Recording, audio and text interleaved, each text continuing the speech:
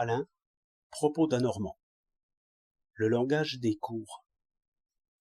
Les journaux ont parlé de ce baptême officiel à la cour d'Allemagne. Cela m'a rappelé qu'il existe encore des cours et des courtisans. Comment vivent ces gens-là? Que disent-ils?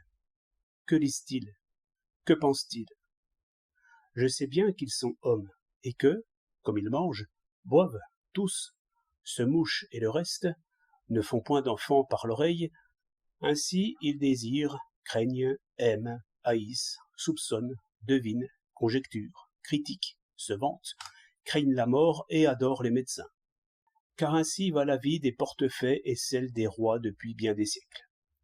Seulement, à la cour, tout cela prend forme. J'ai admiré, ces jours, dans un hôtel plus qu'anglais, où je m'étais égaré, un hôtel avec chapelain anglican pour les prières, j'ai admiré de jeunes servantes vêtues de noir, pour l'art qu'elles avaient de rire en dedans. Voilà un art de courtisan, comme aussi de parler bas sans remuer les lèvres. La vraie vie est là, tout le reste est mensonge. Je ne parle pas de flatterie, que l'on trouve partout si l'on cherche bien. Ce que j'essaie de m'imaginer, c'est la forme que toute énonciation, de flatterie ou d'autre chose, prend à la cour. Et les conversations de salon peuvent nous en donner une idée. On sait qu'il n'y faut parler ni d'adultère, ni de divorce, ni de fille-mère, ni d'enfant naturel, ni de banqueroute, ni de liquidation, ni de spéculation, ni de captation, ni de dette, ni d'interdiction, ni de séquestration, ni de folie, ni de manie, ni d'épilepsie. Ou, du moins, qu'il faut toucher avec une extrême prudence à toutes ces cordes, car il y a là toutes sortes de pendus. Tout prend donc une forme générale et abstraite. Le substantif concret y est déjà une impolitesse. Le je et le vous sont dangereux.